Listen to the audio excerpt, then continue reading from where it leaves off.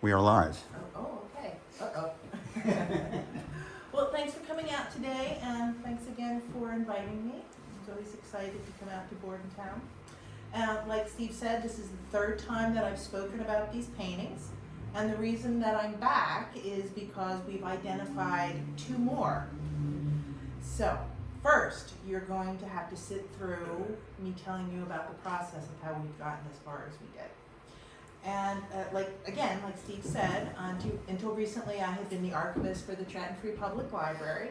And one of the first things that I found out when I started working there 9 years ago, I found a box that was labeled Fine Art Collection, which interested me a lot because I was an art history major, so that was exciting.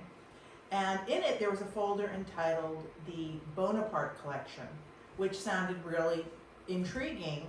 But then, unfortunately, it turned out to be a confusing mess. But it has led to an obsession of me trying to figure out what it was all about. So, when I started on my quest, the one thing that I knew for certain was that there was an auction at Point Breeze in 1845. And that was pretty much it. I was not the first person who tried to sort this out at the library, and apparently records were very spotty right from the beginning. The city's librarian, Howard L. Hughes, was a bit unsure as to what to do with the paintings in 1939 when they were left to the library from the estate of Edward Stokes.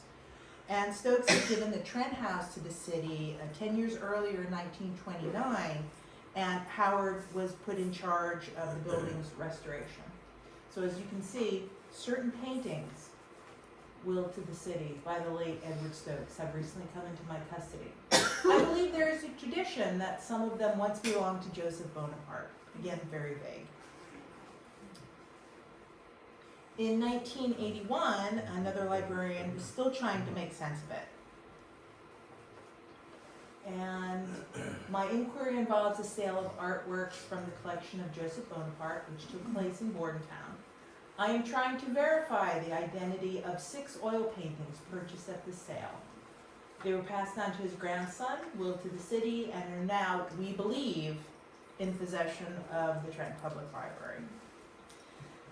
At this point, they weren't even sure where the paintings were, and this is why keeping good records is so important. So as an archivist, I talk a lot about provenance, and that is a fancy French word for the history of something. It tells the story of an item, who commissioned it, who created it, who owned it, where it resided, who it was given or sold to, and basically where it wound up in the world. And the provenance of the Bonaparte collection tends to be word of mouth. Very little seems to have been written down, and that seems strange because Howard was a very, very good record keeper. We have letters and all sorts of documentation at the library that he had written when he was the director of the library for 45 years. So provenance is a big part of this story. And one thing to remember is that when the library's Bonaparte collection is mentioned in any records, they are only referred to as 6 paintings. They are never mentioned by title or described in any way. It is always the Bonaparte paintings. The State Archives has a Joseph Bonaparte's estate inventory on microfilm, but the paintings are just listed as however many pictures in gilt frames that were in this room or that room. There was a total of 137 pictures, by the way. And so I will begin at the auction. When Joseph died, the estate was left to his grandson, who was also named Joseph, and he stayed at Point Breeze briefly before deciding to sell it off. The first auction took place in 1845, and it was planned for 2 days, but actually was over by the afternoon of the first. Joseph Wood, who was the purchaser of these 6 specific paintings, was a Trenton mayor, and he was also a resident of the Trent House, which was then called Bloomsbury Court, and sometimes it was called Woodlawn. He has been described as the, quote, wealthiest man in town and a deeply religious man. When he died, his son-in-law, Edward H., who had married Woods' daughter, Pamelia, which is a great name, Edward H. inherited his estate, and then the estate was handed down to his second son, Edward A., who was a bachelor. And if you aren't familiar with the Trent House, the William Trent House, it's located across from the Justice Complex and down the street from the Mercer County Criminal Court building in Trenton. It was built in 1719 and is a registered National Historic Landmark.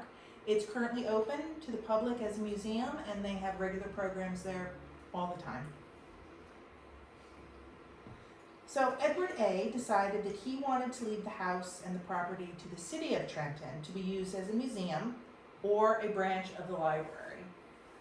And that's mentioned down at the bottom for colonial relics, or as a branch of the Trenton Free Public Library. And he included the stipulation that it would have to be restored back to the time of William Trent, 1719. And here is a passing of the key on the official dedication day, which was October 14th, 1936, so anniversary just a couple days ago. And Edward A. is the one in the middle, holding the white hat. And the laughing gentleman over here with the mustache, that's Howard L. Hughes, the city librarian. He's like Zelig. His face shows up everywhere. He was in every photo op that there could possibly be in the city. Edward A. had lived in the Trent House for many years, but at the time was also living in Morristown as early as the 1920s. And I'm going to talk about that later because the Morristown house became the key to unlocking the identity of one of the paintings. And here is a copy of Edward A.'s will, which also did not specify the individual paintings. I give and bequeath to the city of Trenton my 6 paintings known as, quote unquote, the Bonaparte collection, which were purchased by my grandfather, Joseph Wood. And then he also gave another painting by Thomas Birch. It's a nice landscape painting that we have at the library as well. And contrary to an earlier belief that the paintings had been donated to the city at the same time as the Trent House, in 1929, it appears that Edward A. was still in possession of the paintings when he moved to Morristown, when he was living there. And before it was restored back to what it had looked like in 1719, which was the previous picture, the Trent House had been enlarged and modified over the years. It was really, really big. And this photo was taken when Edward H. owned the house. And we also had some interior photos, and I thought I might be able to see some of the paintings in these interior photographs, since they would have been in this house at the time. And this is Edward H., and this is in his library. And this is another interior shot, and as you can see, there's paintings all over the walls, but they're really hard to see what they are. So it wasn't very helpful. But let's go back to the auction.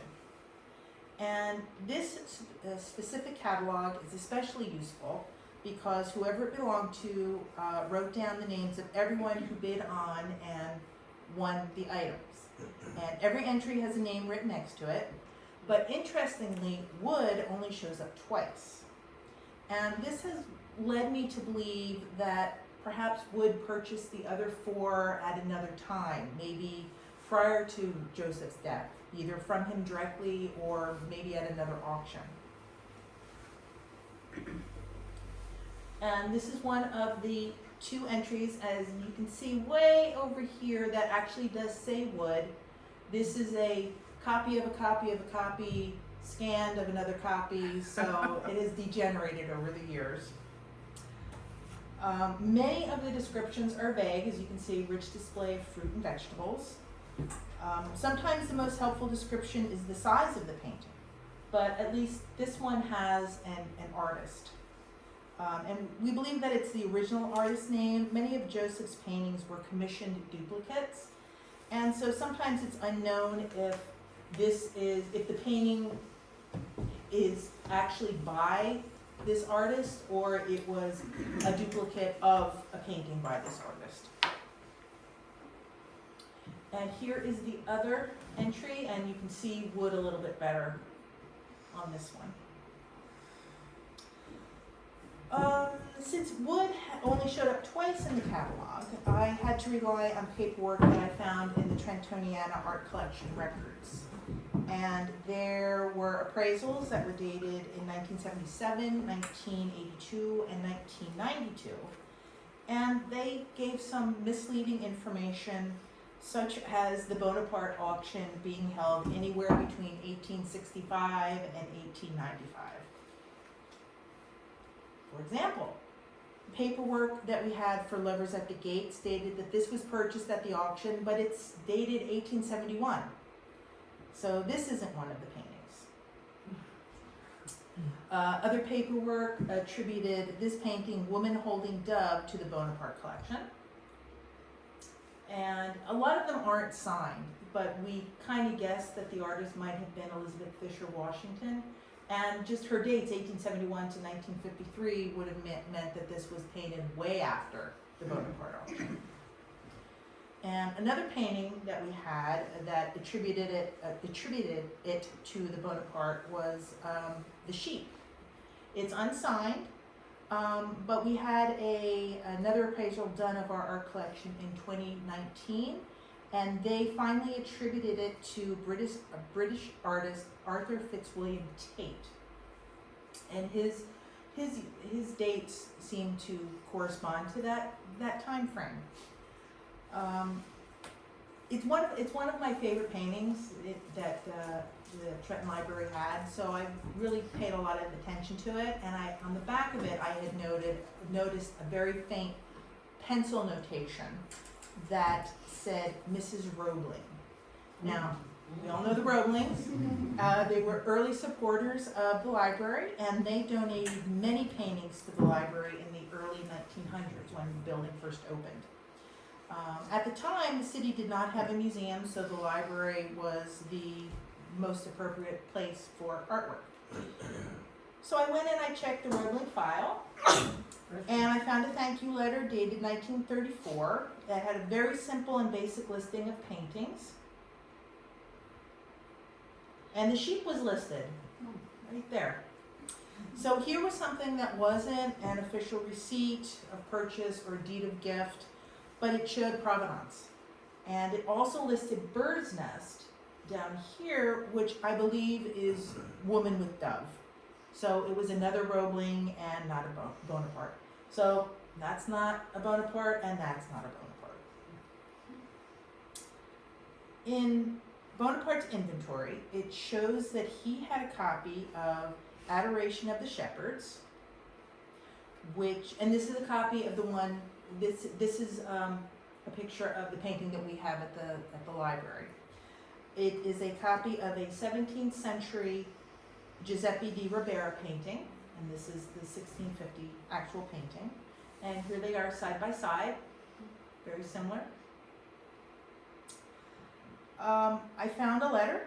It's dated December 1939, right after the library received these 6 paintings. And again, it's not as good as a receipt or a transfer or something more official, but it'll suffice. And it says that they must have loaned it when the paintings first came in. They must have loaned that one particularly to the Trent House. And so it's very close to the time that they would have first touched the paintings. So returned to Mr. Hughes, which was a city librarian.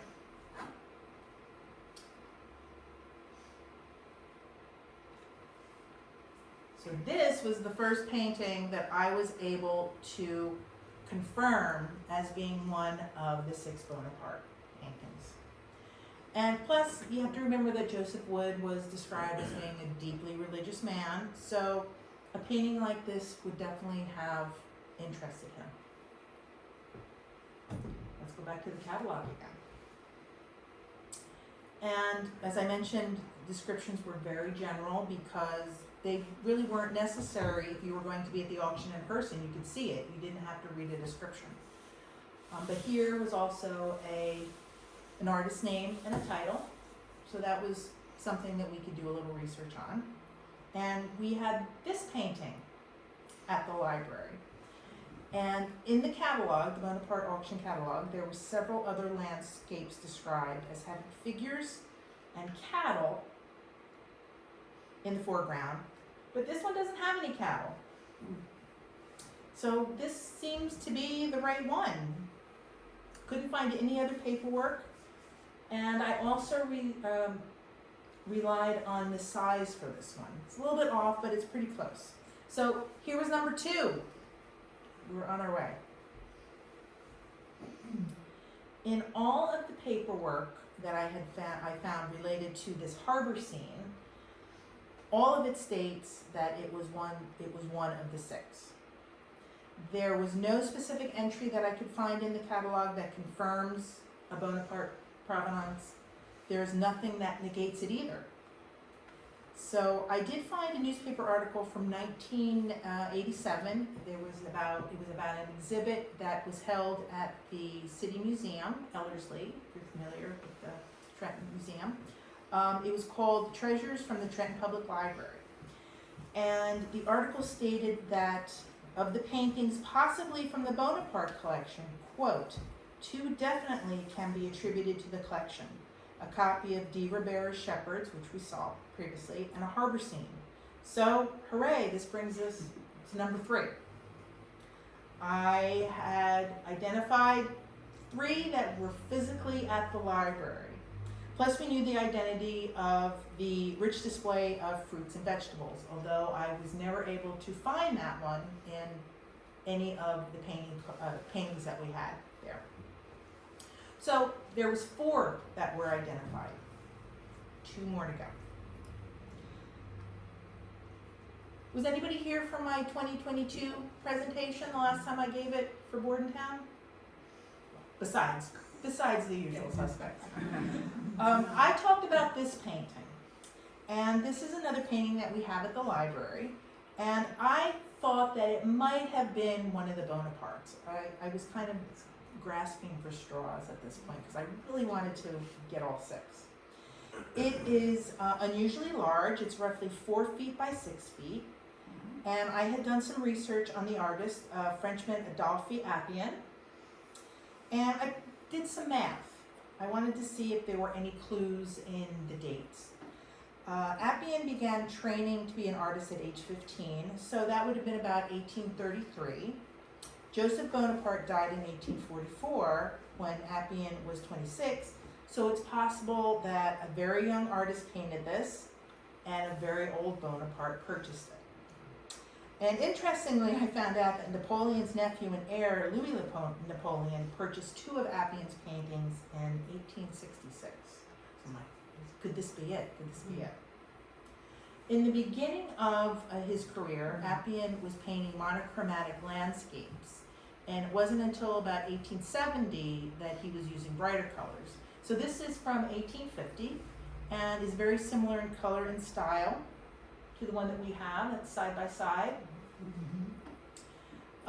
Again, this is one that didn't appear to be listed in the catalog, but there were many paintings originally at Point Breeze that are not accounted for in the 1845 and 1847 catalogs. I counted only 107 paintings were listed, but it was reported that there were over 200.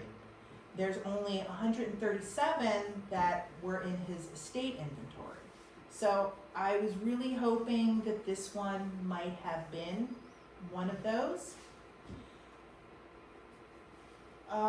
It's believed that Bonaparte sold at least 14 of his paintings in London in 1836 and sold several privately between 1832 and 1841 when he visited England.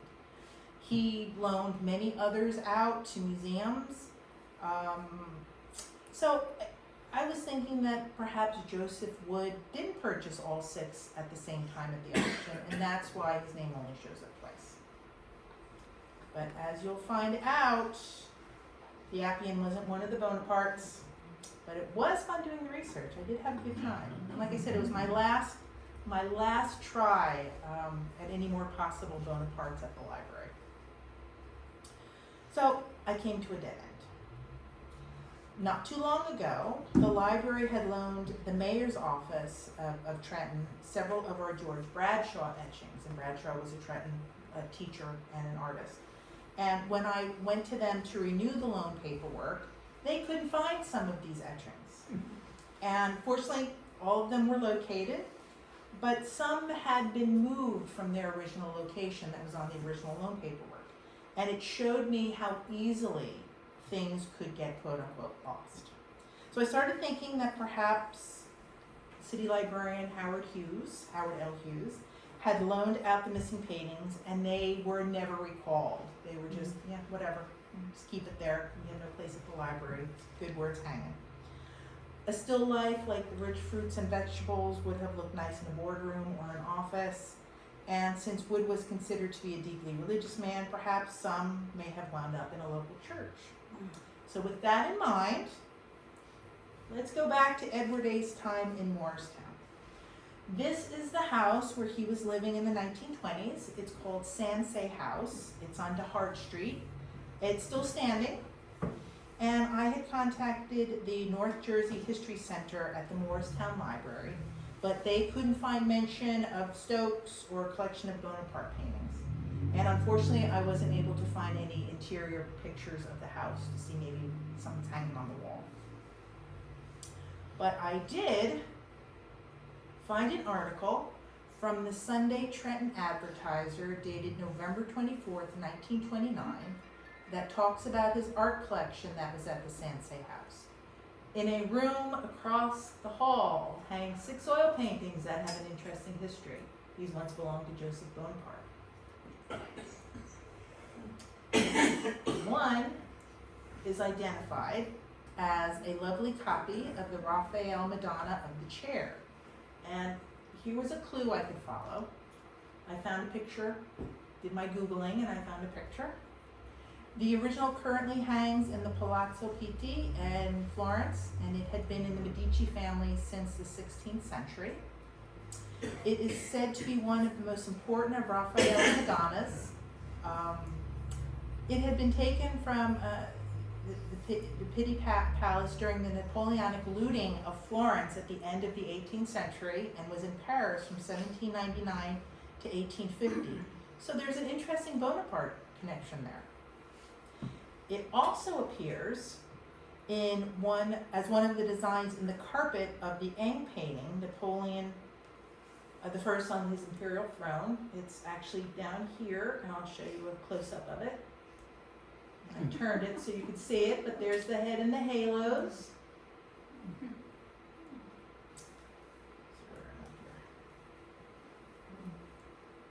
So I think that Joseph would have been familiar with this painting, definitely. One day, I was at a meeting at St. Michael's Church in Trenton. It's one of the oldest Episcopal churches in New Jersey. It was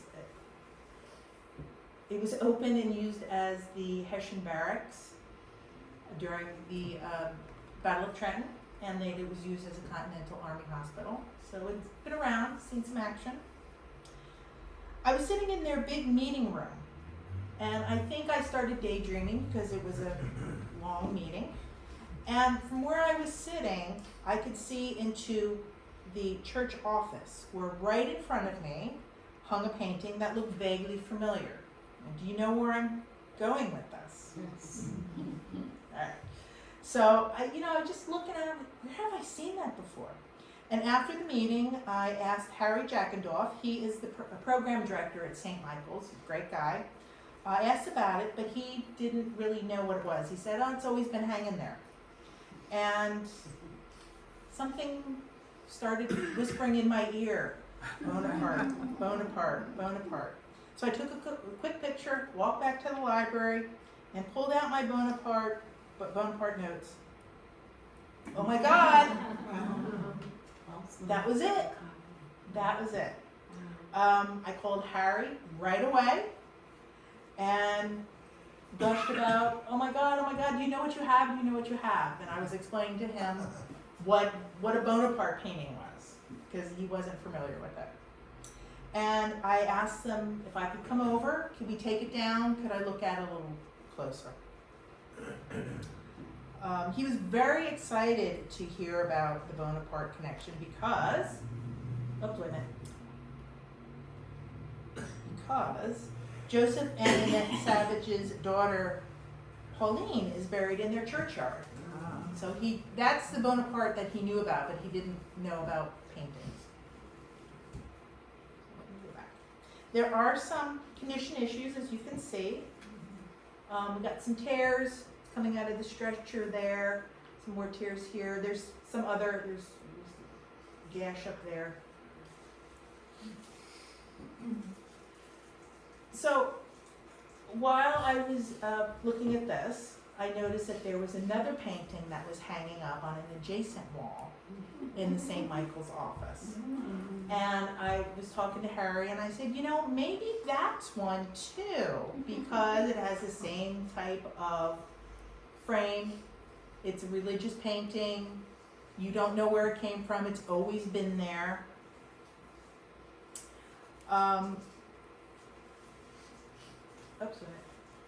It was that one. And this is called Christ and the Samaritan Woman at the Well by Lavinia Fontana. She was a female painter.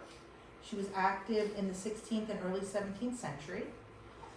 Joseph was the king of Naples, so he would have been familiar with this painting because it hung in the Museo di Capodimonte in Naples. So the original, I should say, hangs in a Naples museum. And there was some writing on the back of it, which is when we took it down, we saw it, and this was down here. We made out, at the time I really wasn't sure what it was, but it turned out to be Lavinia Fontana right here. And then down here is the name of the museum, Museo Nazionale di Napoli. So I'm not quite sure when this was written on the stretcher. Could have been by the artist, could have been by somebody later. But it warranted research, and it was the key to trying to figure out, you know, what this image was. That's when I was able to put in my librarian / art historian skills to the test. And so what I wanted to say here about this is that this one in particular has been restored. This is all patches on the back. So I have a feeling that the painting originally had the gashes like the Madonna painting did. And so it was restored at some point. We're not quite sure when. But Harry and I both realized that to do that, they would have had to report something. They would have had permission if the church had restored it themselves to spend the money for it. So he started looking for the vestry minutes. We figured it was written down somewhere in the vestry minutes. And he has not been able to find any record for it yet. We're thinking that perhaps there's a big gap in the records, and he's thinking that some of the records were moved to the Episcopal Diocese archives in Trenton. And I contacted them. I haven't heard back yet, so we're still hoping that, you know, they're there, and then we can do some more research. This is a closer look, but as you can see, it's really bright. They also restored the frame there. It's really nice, and it's interesting that they decided to restore this one and not the Madonna of the Chair. And so I wonder if that's mentioned in the minutes as well. And I would also think that they would have mentioned when the paintings were borrowed from the library, because they would have had to gotten permission to hang it somewhere or to accept it. So it's somewhere out there, and it could also be in a newspaper article. So we're still doing some research on this. So it's all to say. Am I doing good on time here? I think so.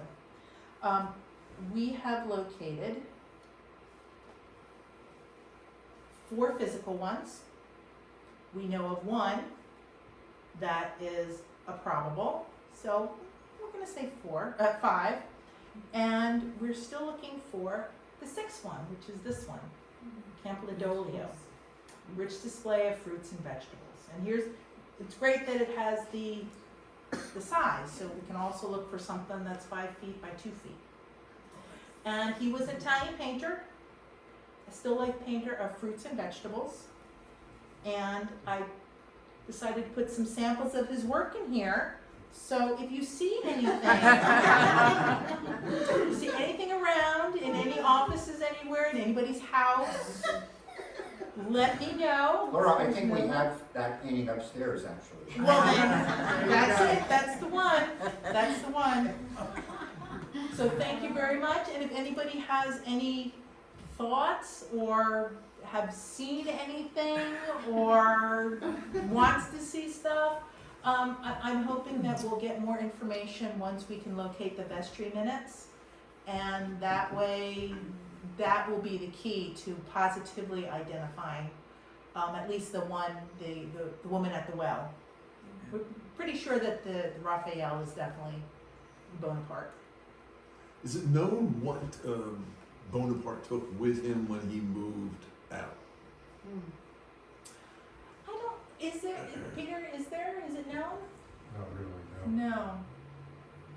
But there wasn't in the inventory of, they say that there was over 200, but the inventory at the state archives was only 137, and only 107-ish were in the 2 auctions.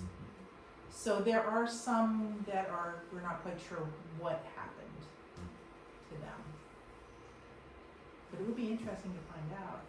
And it's maddening that they didn't do a better inventory. They just counted, okay, there's 7 paintings in here and they all have gilt frames. But write down, what they are. Right. Something. Did they record the statuary and the furniture in the auctions? The second auction, which was 1847, had very few paintings. There were some paintings, but it was mostly like furniture and objects, and the statues were in there.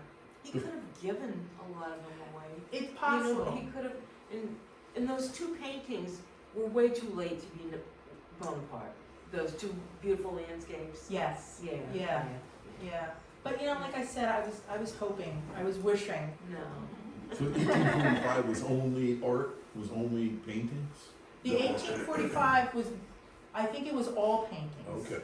And then the 1847 was what was left over, a few, but it was mostly objects, furniture, statues, artwork. How about his books? He said he had a large library as well. Any idea where his books may have landed? Maybe. Some there, right there. Okay. I don't, were the books in the 1847 auction, Peter? There's actually a separate auction catalog for just the books. We have an original copy here. These are original auction catalogs. Oh, cool. So it There's was, a separate one for just books. okay. So I And guess these are original from his library there. And Nice. those 2 paintings behind you, Laura, are original Flemish late 1600s from Point Breeze. Which 2? There's the 2 in the corner. Oh. Those are original. from Were Point they in Breeze. the auction as well? No. You see, not everything came from the auction. But you think of the logistics of moving that material across to England, like Sure. what would have to be valuable for them to actually try that? He was do just that. giving things away probably, and that's probably how Joseph Yeah. Wood got the 4 of them. Is it known what happened to all the other paintings that were sold at auction? A Mr. Robb from New Orleans was the largest purchaser of the paintings in 1845. And I think that he had a museum. Did Robb have a museum, or did he donate them to a museum? I think he purchased 16 from the auction. His name shows up quite a lot in that auction He catalog. built a mansion in the Garden District in New Orleans. It was all marble. And about 10 years later, he declared bankruptcy and all his paintings were sold. And there's one original that's in the New Orleans Museum of Art. Oh, just one. Just one from the Robb collection. Interesting. I have I brought another photocopy of the catalog, just if anybody was interested. And this is where they have all the names written in that cursive writing right here, if anybody wants to look at it. And I counted, and Rob is here 16 times, so. And Laura, who was the original Stokes person? Because, you know, there's a Stokes State Forest that was apparently named for a governor of Stokes. There is, What? yeah, that's Edward Casper Stokes. Right. And I did some research, and there's no connection, there's no family connection between the Governor Stokes and the Stokes. But it was Joseph Wood, his son was Edward H., and then Edward H. had 2 sons, one was Edward A., the youngest. Yeah, a lot of Stokes out there, but they're not, Yeah, I just Connected by figured, family. you know, that was yeah. a big name, and it is where I went to 4-H camp. Very nice forest. Is there any information about the Bonaparte paintings for the Pennsylvania Academy of Fine Arts? Because Joseph Bonaparte was involved with the founding and exhibited some of his works there. Yeah, I think there are a couple there, not a lot, but I don't think they were purchased at the time. Somebody probably donated them, or they purchased it from the person who had purchased it from an auction or from the Bonaparte collection. Did you know of any specifics? Yeah, they don't have any now, but they put out a catalog a number of years ago listing all the different exhibits over the years, and it lists all the different Bonaparte paintings that were loaned to them for 3 months, 6 months. So the famous one of like David of Napoleon crossing the Alps, that was lent a number of times. And of course, that was one he brought back to Europe. And the original is in Malmaison, Napoleon's house outside of Paris now. But there were 5 or 6 copies of Napoleon crossing the Alps, but the original one was the one here in New Jersey. That's interesting. About the fire, did they do He brought it back to Europe. any writing down of things that were lost? I mean, I know a lot of things were saved, but if people in Bordentown were going in and helping rescue, how do we know what really didn't get rescued or got lost in that hole? Yeah, it's very frustrating that there wasn't a good secretary or a librarian doing a better inventory of writing this stuff But in the down. middle of a fire, anyway, you don't always think of keeping Right. track of. But to write down what was there to what had been there, so that way you could see what was actually lost instead of just counting. You want to know exactly what is missing. But as a lawyer, he probably can't have records for. That's true, that's true. Laura? Were there any clues like pertaining to particular artists that he would have liked or regions of the world? I think that just judging by some of the things that are in the catalog, in the catalog, I think he tended to do where, like, he was the king of Spain and Naples, so he tended to focus on that because of like nationalism almost. But I'm sure it's what he liked. I don't know if there was one artist in particular that I see a lot of being connected to he would have collected. I think it was more subjects or the original artist. Like, I think Lavinia was the only one that I was familiar with that he had. How much space is there for things to get lost in the Trenton Public Library? It's an old building. It is an old building. The building where the Trentoniana collection is located is 1902. And the art collection is currently in the stack area on painting racks, which is basically fencing that we installed, but painting racks. And I think that total we have about 65 pieces of art that had been donated. They had wanted to start a municipal art collection, and the library was the place for it, and all of these paintings had been hanging in the library at one point. So they weren't necessarily Trenton topics or Trenton painters, it was just that they wanted an art collection. And so I was able to do a lot of an inventory to see what was there, but the records were just very all over the place. It seems that every time a new person came in, they started the process all over again. So it was all new information that didn't necessarily correspond with the old information, and it was crazy trying to put it all together. And you, did you add to that? I tried not to. I tried to, combine everything. What I did was, everything was in this big box. And with the exception of the Bonaparte collection, and I think the Washington Arch, because we have a portion of the Triumphal Arch, very few things were in their own folder. They were all together in this box. So one of the things I did, I tried to separate everything by title or by what I thought it was. So we have many more folders. So I'm hoping that was more helpful.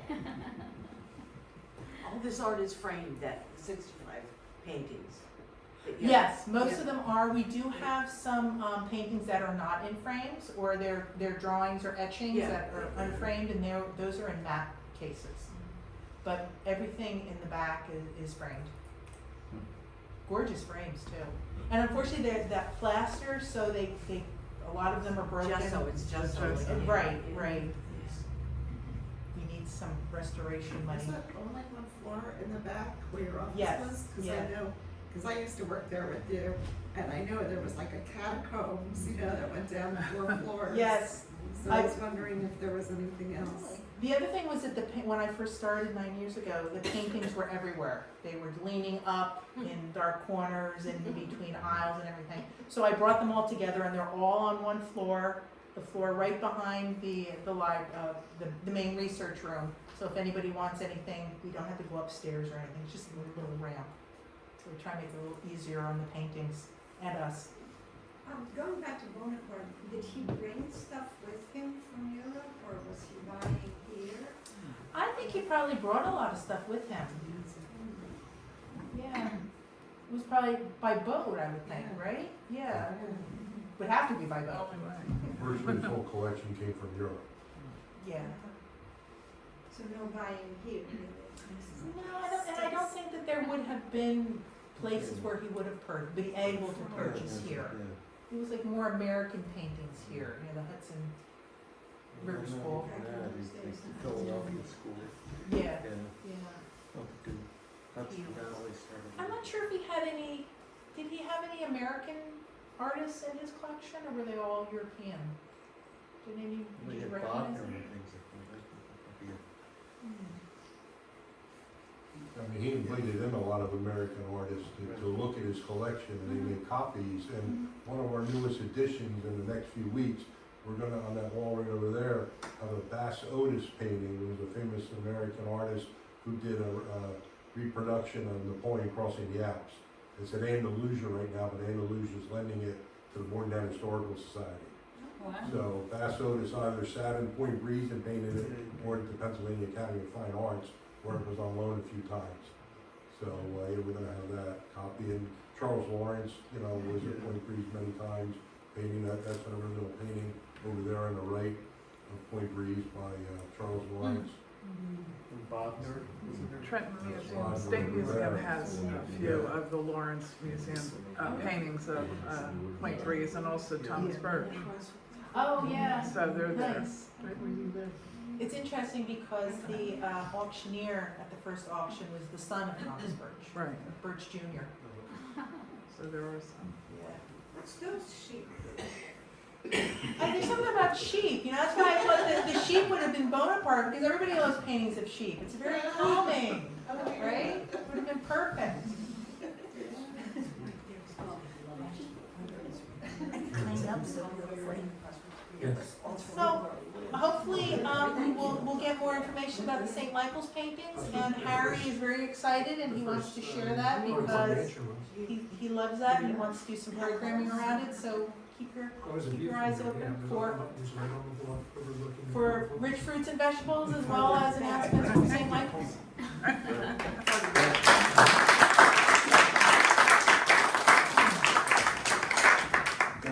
On behalf of the Bordentown Historical Society, I want to thank Laura for another super lecture. We really appreciate it. And we are looking forward to the next one. All right. Well, When we you still find have another that one. painting. When I find that one. And thank you all for coming. Really appreciate it. Did he what?